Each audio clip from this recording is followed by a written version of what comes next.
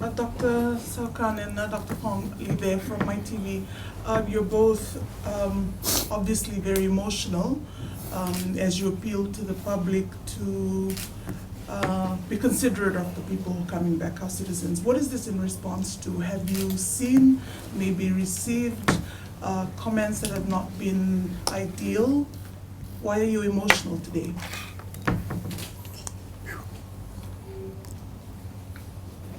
I think a lot of it has to some are those kind of comments. Yeah?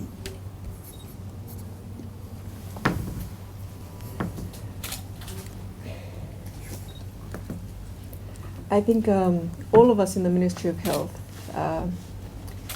from us in the leadership positions right down to the front lines, we have been through a lot in the last 6 months, along with the rest of Fiji. We're all human. We have our own emotions.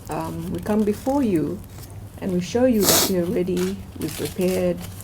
But at the same time, we're humans as well. I know that our people on the front lines who've been directly caring for cases, when we got our first cases, they had the same human emotions. They were worried. They were scared for their own families. But we made sure we had the right processes in place, that we protected our frontline workers.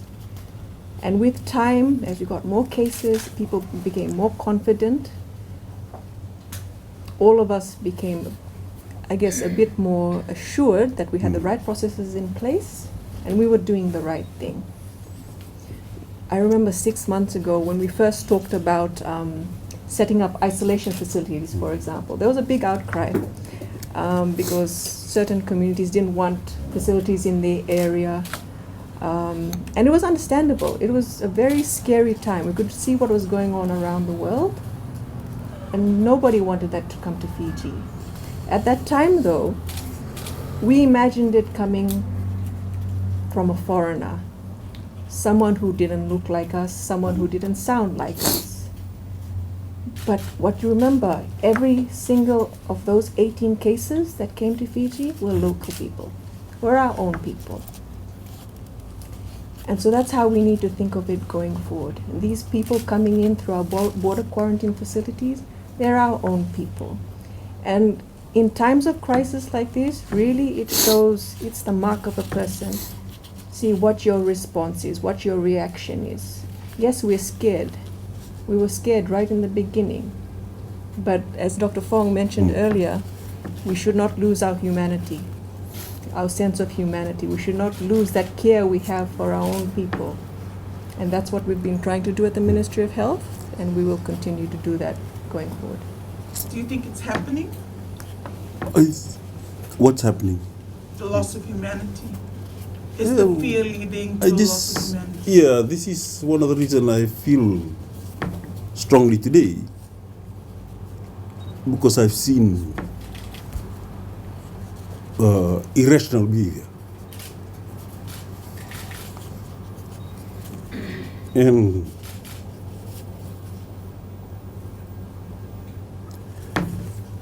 I think we all need to stand back a bit. We sympathize with those who need to come. And there are effects of this on other people who don't have any work, who can put food on the table. And we are trying to balance the risk of COVID-19. We're balancing the risk of more people going into poverty by trying to open up a few of our borders, trying to get people to engage in socio-economic activity. And, it's difficult because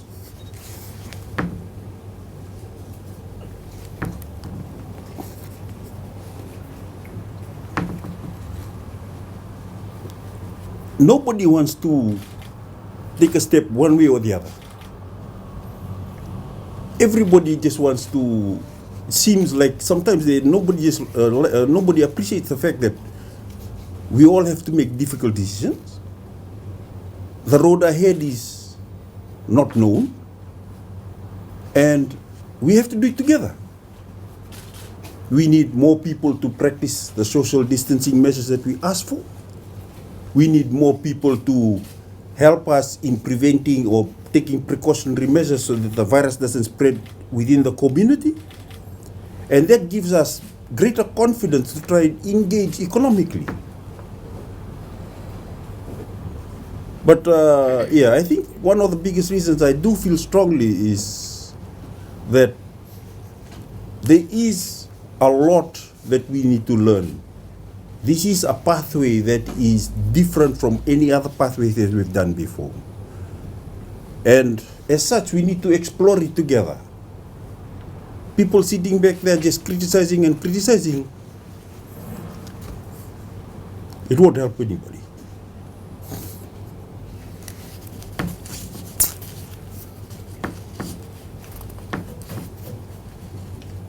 Do we have any other questions from the media?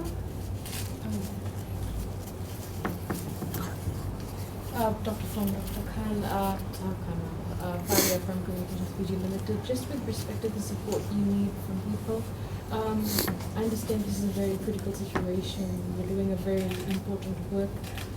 Just on some of the things that people can do in order to show their support to the good work that the volunteers are doing right now. Well, I think personally for me, I'd just like to see a lot more people working towards complying with the conditions that we ask for in terms of COVID-19. I'd just like to see the public remind each other.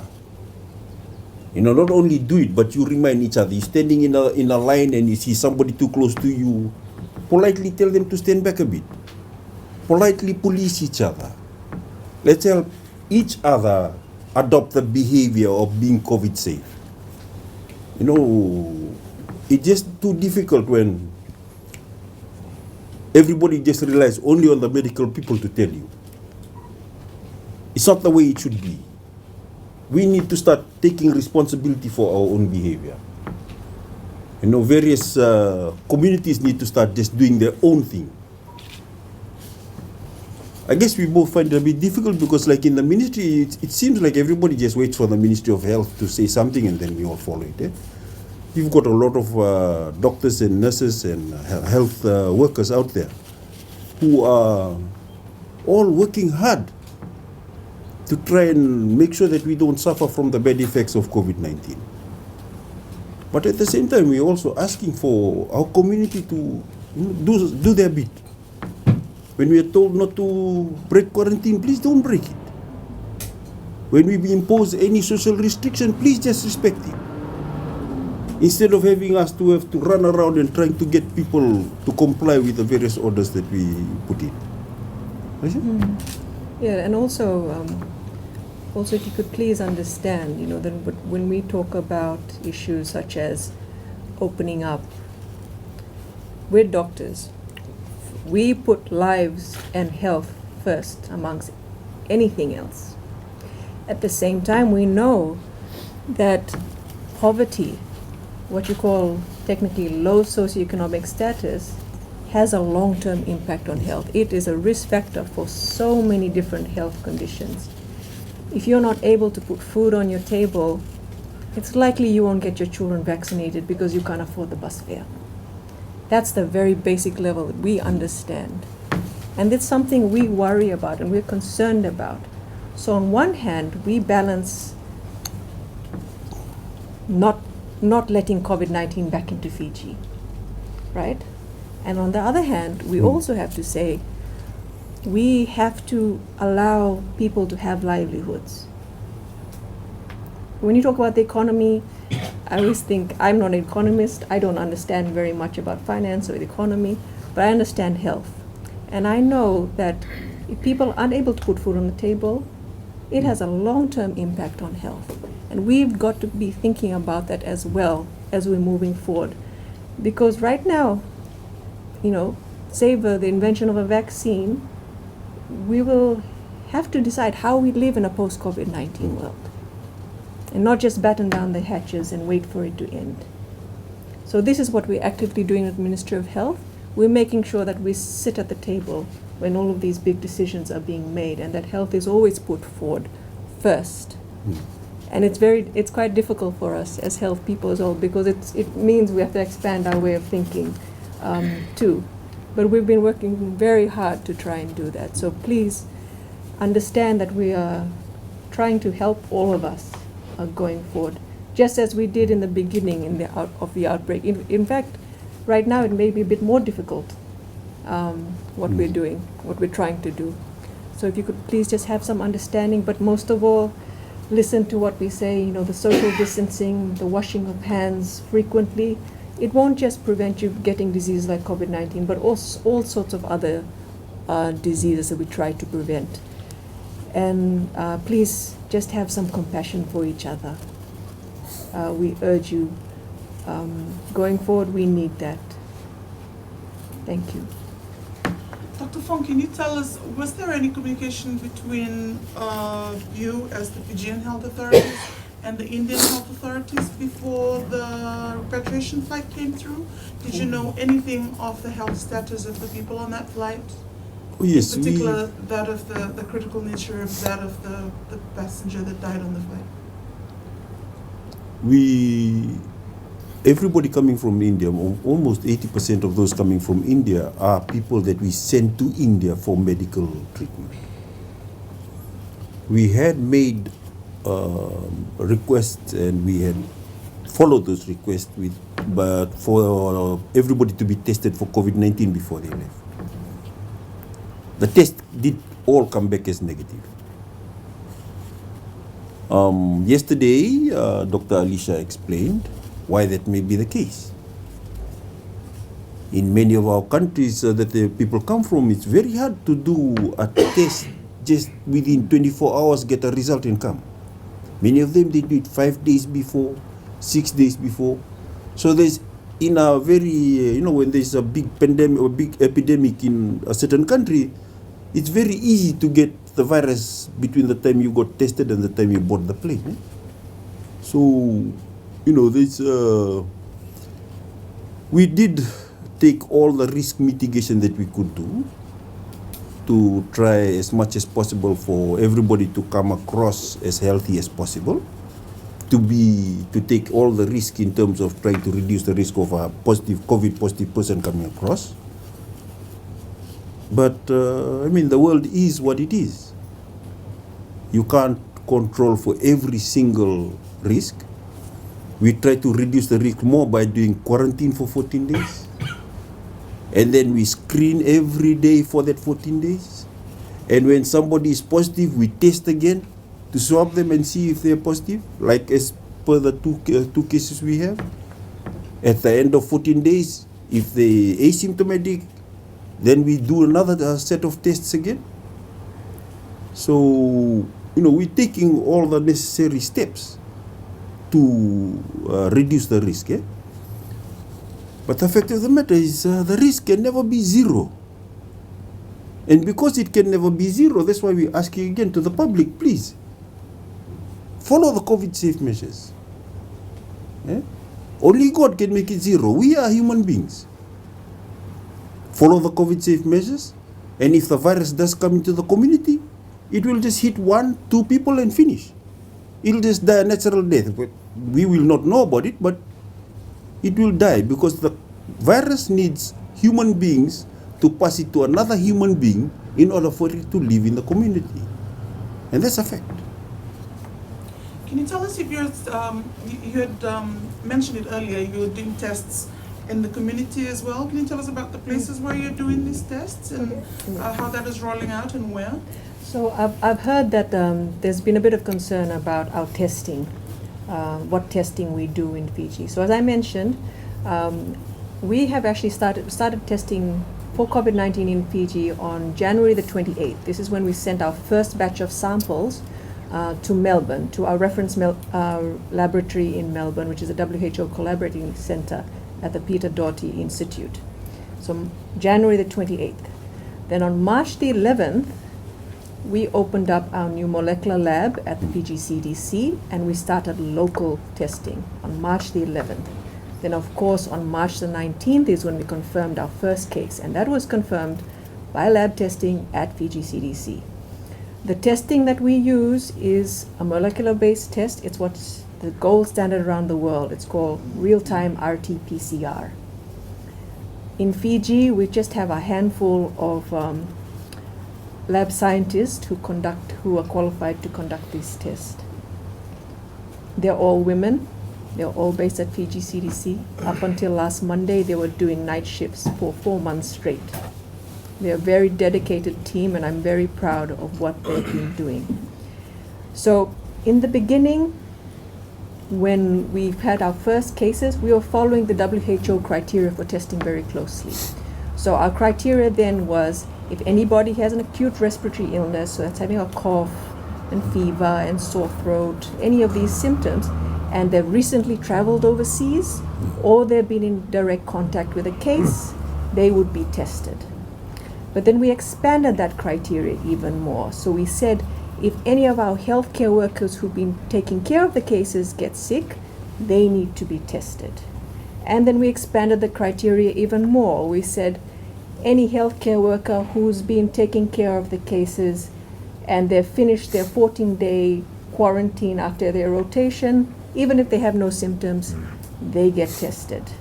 And then on April 23rd, we said everybody who comes into the government supervised quarantine facilities at the borders, they need to be tested by the end of their quarantine period, regardless of symptoms. They're tested any earlier if they have symptoms. And then even further than that, we were thinking, okay, how can we expand our testing even further? So by I think it was the end of April, our testing numbers were dropping a bit, because we were running out of people who'd recently traveled overseas.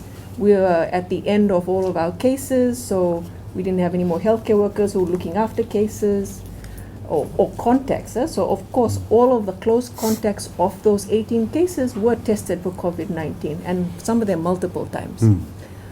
So we said, okay, we need to have a surveillance system in place where we do surveillance testing.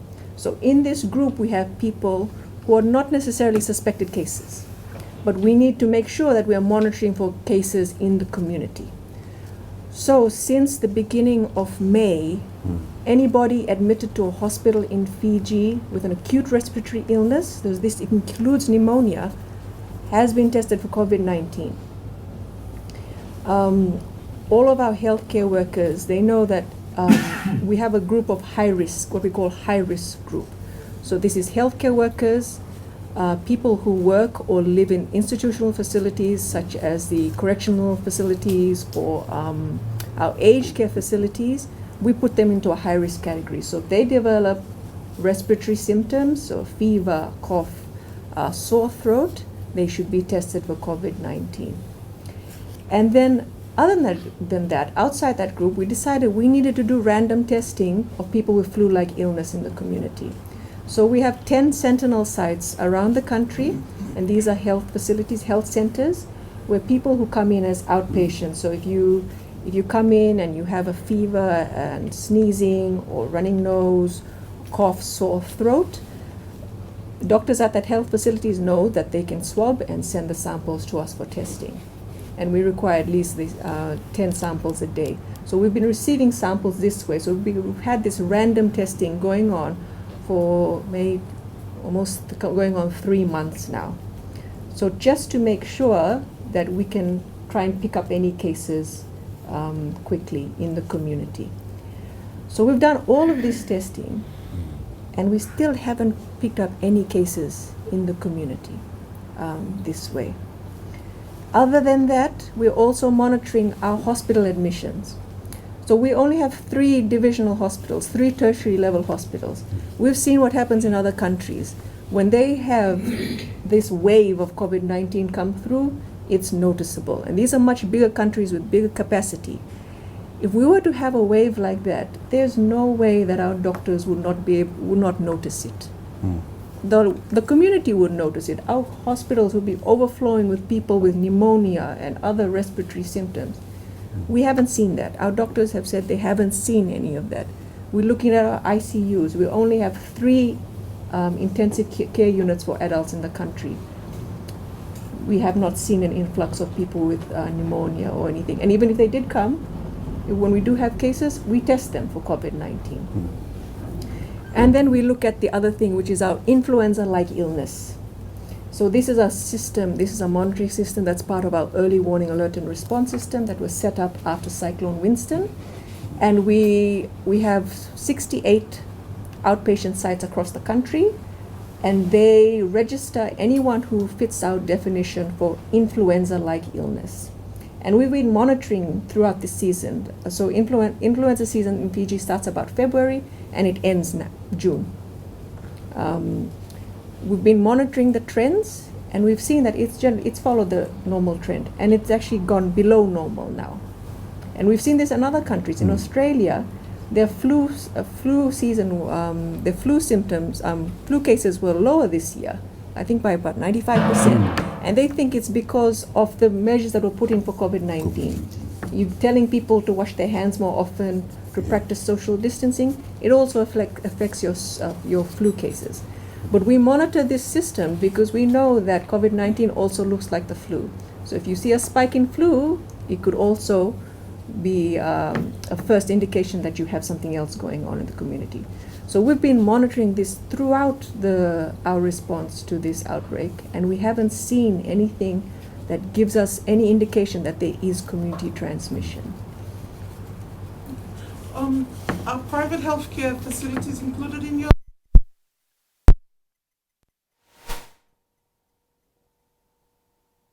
Part of that surveillance. What about the College of General Practitioners? I mean, are you in touch with them about private doctor surgeries? What if people turn up there with these symptoms? How are you making sure that's not a loophole? No, they are part of the referral pathway. They are part of the referral pathway. I mean, what you're asking, what Aalisha was explaining was our surveillance system to say that we don't have an outbreak.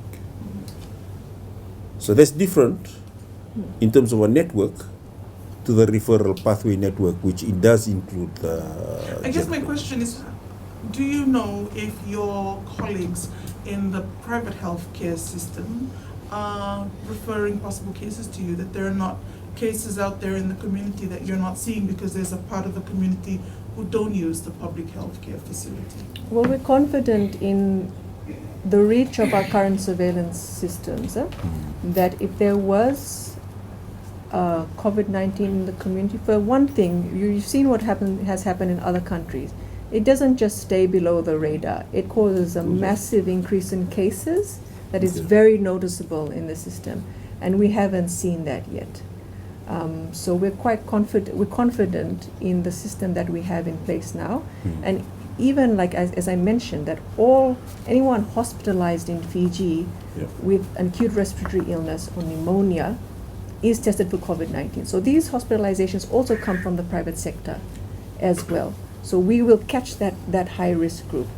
And just so that you know that all of this information about our testing criteria, the tests we do per day, updates about our cases, is available on the Ministry of Health and Medical Services website.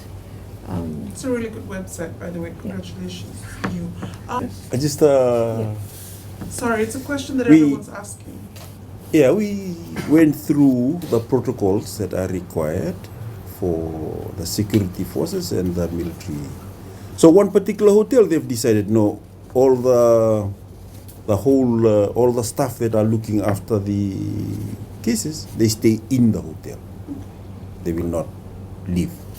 That's that group. They just say stay for 14 days, and then when a new lot come in, these go away, and then they bring in a new lot. There are other hotels that have actually we've put down the ways in which they screen for them coming in and coming out, and we also make sure that they have what we call an absentee register. So that means what you do is that anybody who's coming late to work, you mark their name down, you ring, and ask them what's wrong with you. If they got respiratory symptoms, we say stay right there, we're coming up to swab you. Likewise, any staff who report sick, they got respiratory symptoms, we say stay where you are, we're coming to swab you. All those protocols have been put in place and have been strengthened, especially when the soldiers came in, and then we knew that the group were coming in from India. We actually went down to the western side and did all the to strengthen this particular part of our system.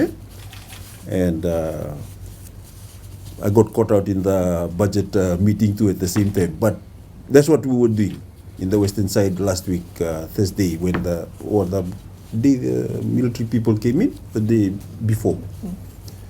Or 2 days before. We actually went down there and we went and try and reinforce all the discussions around support people.